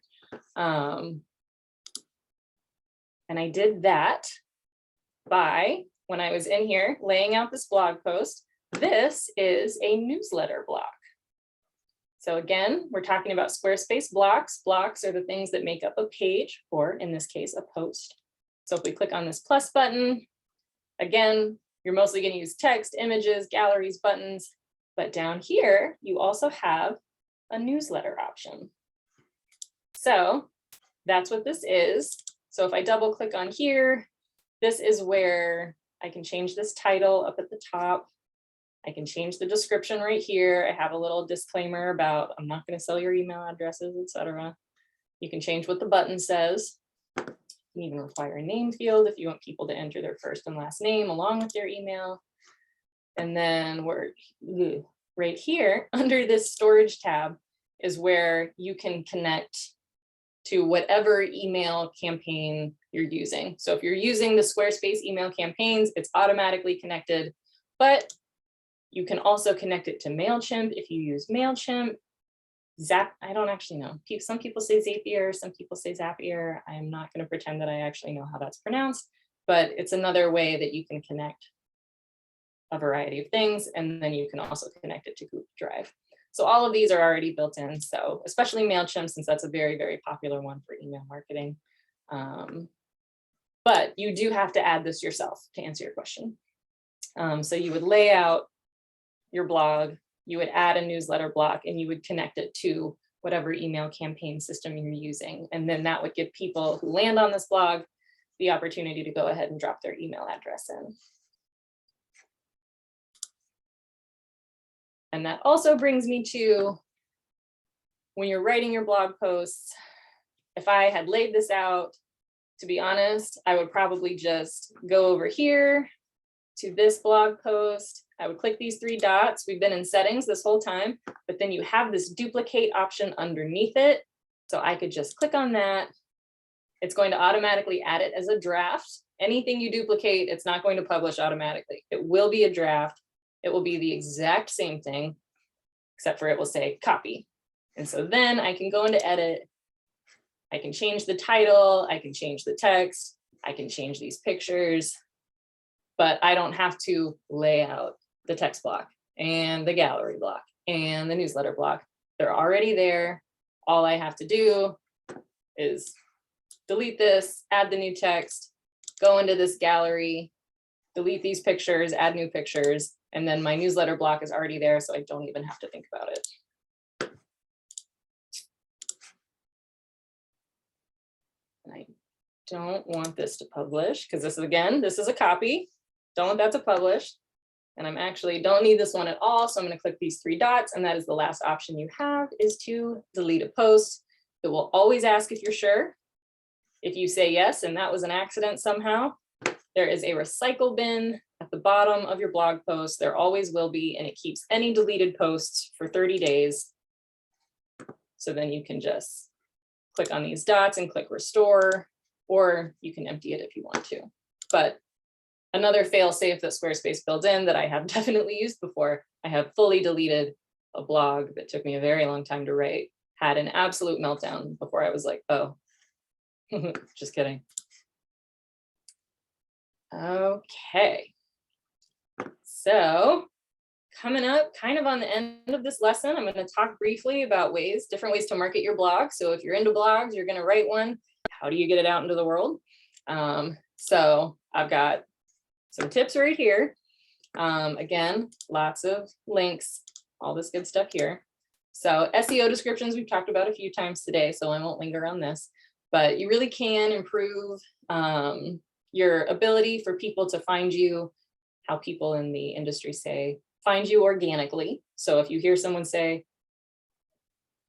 find you organically, what they mean is that people find you just by Googling something and stumbling upon your content, your website, etc. And so ways to up your chances for that are to add those SEO titles that we talked about for your blog page right here. Again, the big gear at the top, SEO. And then again, for each individual post, by clicking on settings and going to SEO there as well, adding a title and adding a description. Some really easy ways to figure out what should be in your SEO title or your SEO description is to Google stuff. So let's say we're talking about our recipes. So our blog's about autumn recipes that I was about to spell incorrectly again. So when I type that up, I just kind of look at whatever else comes up.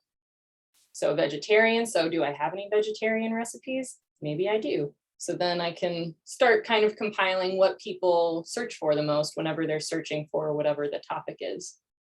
And so then whenever I'm writing my SEO description for this blog, I can say,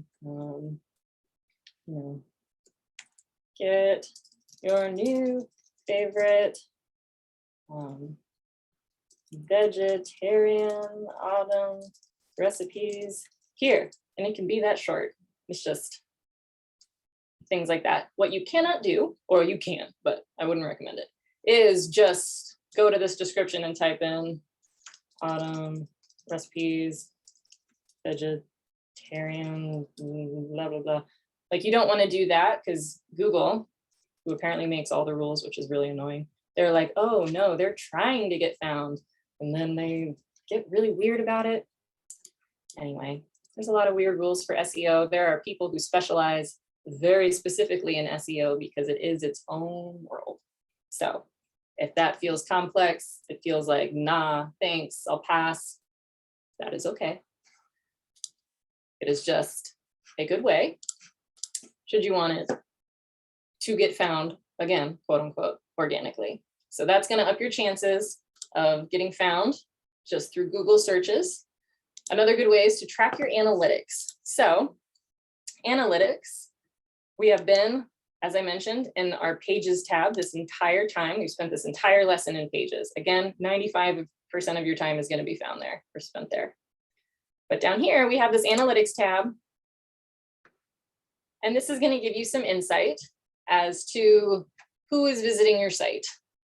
So the first tab that opens is sales, and I don't have any sales because we don't have an online store on this website. We will next week, if you come to next week's lesson. Next week's lesson is all about setting up an online store with Squarespace. So hopefully I will see you there. But clicking on traffic, so you can see this website has been visited twice since it went live last week. 2 people found it on Google Chrome. Geography, where are these people from? The people who found my website were both in the United States. They were both in North Carolina. One of them was in Monroe County. One of them was in Cary. Cool. So these are the kind of things that you can find out just by going through your analytics, traffic sources. It'll tell you that people found this website just by going directly to it. But if people are finding you on Instagram, it'll say that. If people are finding you through someone else's website, someone who quoted you, it'll tell you that. So this is all just good information to have, because knowing where your traffic is coming from, knowing which content is the most popular. So far, my homepage is the most popular page. Guys, be nice. Those are my dogs. It can help you make future content. If one of your most popular blog posts, if the most popular blog post here was 5 gorgeous fall hikes near Asheville, then I know that a lot of people are finding me because they're really outdoorsy. So maybe I want to write more posts about activities to do around Asheville, or activities to do in the fall that take place outside. So analytics can just be a really helpful way for you to create even more content that people want to read, which again is a good way to market, because then you have more content that people are looking for. You can learn more about Squarespace analytics there. And then the last one is the one we actually just talked about, where you can connect your email marketing or social media. Social media these days is where people are finding all the things. So I think Instagram is like the #1 lead generation on the market right now. So, which is kind of I'm not very good at Instagram. I enjoy Instagram. Am I good at marketing myself on Instagram? No.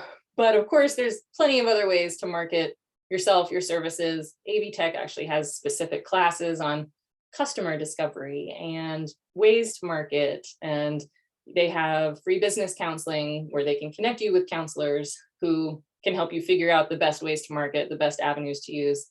And I will say about marketing, if you don't like Instagram, say, don't market on Instagram. It is totally not necessary, despite the fact that it is the highest lead generation. Don't do anything you don't want to do. I'm just going to say that in general.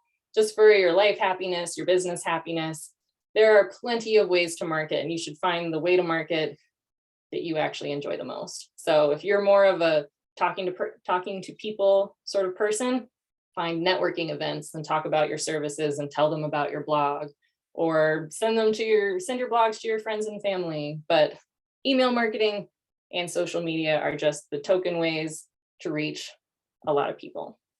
So I have linked here the article for creating email campaigns within Squarespace, and then also the how to share your blog posts on your social media, again, by connecting your social media accounts, just to kind of make that easier and a little more automated for you. All right, and as we wrap this up, we've got about 10 minutes left. So if anyone has questions, feel free to drop them in the chat. I'll kind of answer them as I see them. And in the meantime, I'll just go over some of these best practices, or what I find to be blogging best practices that I have done myself and have shared with my clients. And that is to stay organized, again, using the categories and the tags, even if you think you won't need them. Organizing your posts, again, it makes it easy for readers to be able to go through your content and find what they're looking for. And it also makes it easier for you too. Because then if you're trying to figure out, like, I don't know what to write about this week, you can kind of go back to your categories. You're like, okay, what are my categories? What have I not written about in a while? So it can help in a variety of ways to stay organized from the get-go. Your blog post layouts do not need to be fancy. So again, that's right. Oh, where am I? Oh, I'm on the website. So each of my blog posts down here are laid out differently. So this one, decorating for fall, has pictures, and then a title, a description, and then a button. If I have things, maybe you have like affiliate links, or if people buy something, maybe this takes them to your store. Maybe it takes them to Amazon, where you get a kickback for a sale or something. So you can lay it out all kinds of different ways. However, again, if we go into the blog we created earlier, and we click on these blog posts, it can be as simple as your blog title and some text. One thing that I note is some good practices to break up text by using different heading styles, quotes, images. Having this much text is totally fine. But if you have a whole chunk of text, research shows people are just a little less likely to just read an unbroken string of small text. Apparently, as humans, we do not have long attention spans these days. So perhaps, is it this one? I don't remember what I laid out, you guys. Nope, it wasn't that one. Maybe it was the hikes. Ooh, look at that, it's pretty. Okay, so for this particular blog post, you can see there's a bunch of text. Look at all that text. But every now and then there's a sentence that's a little bit bigger. So it kind of breaks up this small text. And then of course we've got some pictures next to it. So the text isn't going all the way across the screen, filling up the whole screen. So it just kind of breaks things up. So it makes things look a little more digestible. So just digestible chunks of text with pretty pictures next to them. Same with down here, a little bit bigger. So it kind of breaks up what would have been just one big chunk of text into a small paragraph. Small paragraph that kind of stands out, small paragraph again. So things like that. So that's kind of what I'm talking about when I say to break up text by using different styles. And then focusing on a nice flow over a complex design. So you don't need to have like things like this where there's like overlapping photos or anything fancy. You can really just have a couple of pictures, your text, and just doing simple things like, again, adding pictures or changing heading styles can be perfect. And then again, speaking of simplicity, I mentioned this earlier, keeping your post layouts the same is not only okay, it's genuinely encouraged. Partially because then, again, it makes your post a little more recognizable and it makes it really easy for you to post new posts. Because then all I would have to do, if I really like this layout, I wanted all of my blogs to look like this, is to go to the dots, click on duplicate, change the title, change the text, swap out the pictures, and then I would go to settings. If I copied this blog and I'm posting a new one, I go to settings, I probably change out, I'd remove this image and add a different one so that people could tell them apart. I would change the excerpt if I had one, and then I would change the post URL. And then I could save it, schedule it, publish it, etc. So keeping your post layouts the same makes it easy for you. And it helps with recognition on your reader's end, and it helps with the layout and the publishing on your end. Again, with the email marketing, if you are thinking about email marketing, I do encourage it. Getting people to sign up for email marketing is actually one of the more intimate ways to stay in touch with people. My inbox is a sacred place. So whenever I sign up for something, it's usually because I want to read it and or I'm too lazy to unsubscribe from it. I'll be honest. But a lot of the times I will read those, and that's how you really get to people. So if email marketing is floating around in your brain, I'd say go for it and add a newsletter sign up like we talked about earlier if you do have an email list, because that'll be a great way for people who find their way to your blog to sign up to hear more from you. Always change your post URLs. That is what I was kind of just talking about. Whenever you, especially if you copy / duplicate a post, you want to make sure to go in and change that post URL. So if we duplicated this, if we go in to the settings for that new post I just created, the URL is the exact same title, but just with a random string of letters at the end. And that doesn't make a whole lot of sense. It'll be hard for you to remember and Google won't know what you're talking about. So always make sure to change those. SEO descriptions once more. Again, it's a best practice, not necessary if you don't want to, but it is a best practice.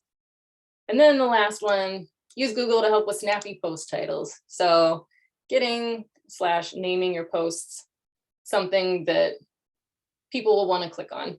So again, kind of like we did for the SEO, if you just kind of type in, let's say like again for our autumn recipes one, autumn recipes. So let's see what comes up. 30 best autumn recipes, 83 autumn dinner recipes. Wow, that's way too many. I won't scroll through all those. 40 easy, healthy fall recipes. So it kind of gives you an idea for like, okay, I think people have called it clickbait, essentially. What's going to get people to click on your blog?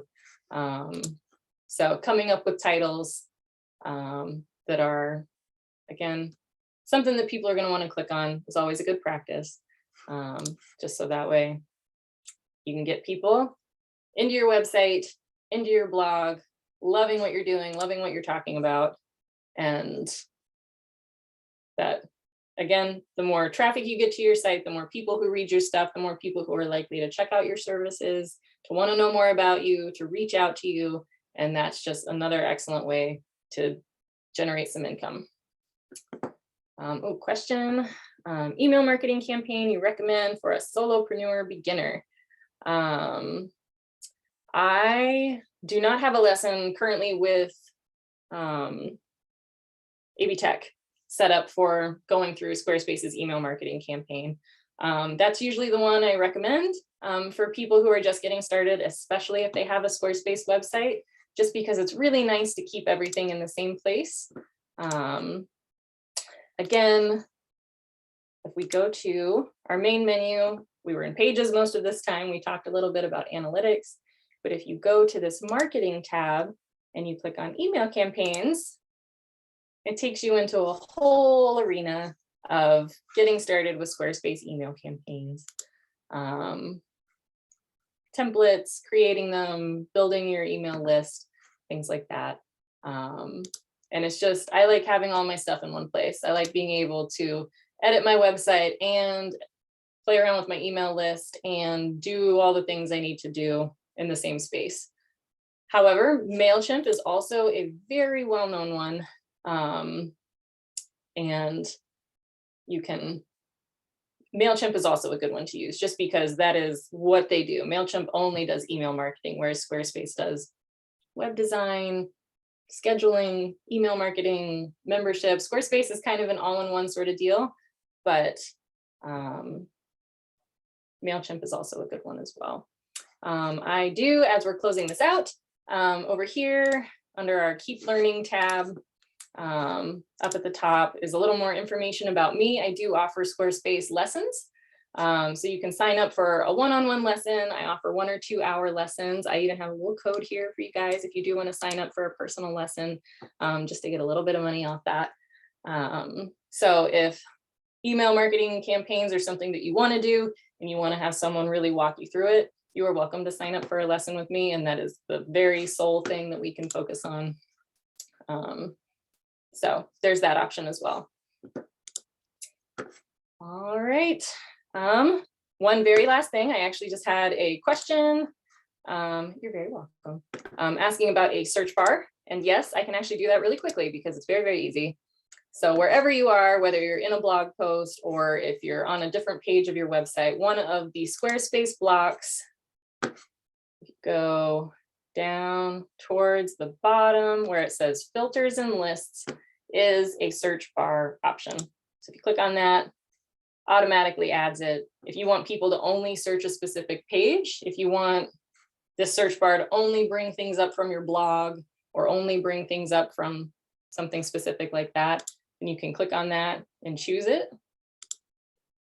And then you also have the display, which again, not a lot of options because it's a search bar, but dark, light, things like that. So it's a pretty simple block to use. And yes, you can add it to any page, any post, your footer, anything like that. All right, you are very welcome. All right, well, that is it for this evening. Again, I'm going to go ahead and drop in the link to this website, and I'm going to drop in the password because it will prompt you for a password. Oh, that's why. Okay, sorry about that. There's that. So there is the link and there is the password for this website. You can access it anytime, literally as soon as this lesson is over. And into the future, it'll be live for 6 months. So use it as often as you need to, no matter how long after these lessons it happens. Next week is our last lesson in this series, and we're going to cover opening an online store. So if you have physical products you want to sell, if you actually just have services and you want people to be able to pay online for them, so that you don't have to send out an invoice or you want them to pay as they sign up for it. If you're selling digital things, PDFs, ebooks, there's all sorts of things that you can sell online. So if your business is going to relate to any of those and you really like the Squarespace platform, that is what we're going to be covering next week: how to set up that store, how to add products, and then all of the different tools that Squarespace has built in for you to actually manage everything from your inventory to your customers to your taxes. So we're going to be covering all of that next week. So hopefully I will see some of you there. And Dwayne will follow up again. He will also include this workshop link, the password, and he'll also send you the link to the YouTube video, because this will be posted there as well. So you can revisit any of this anytime you want. But otherwise, I hope to see some of you guys next week. Thank you for sticking around with me today and for staying a few minutes later. You're very welcome. And hopefully I will see you all next Thursday. It's Thursday. Next Thursday. This week is Wednesday. All right. See you next week. Have a great night, everybody.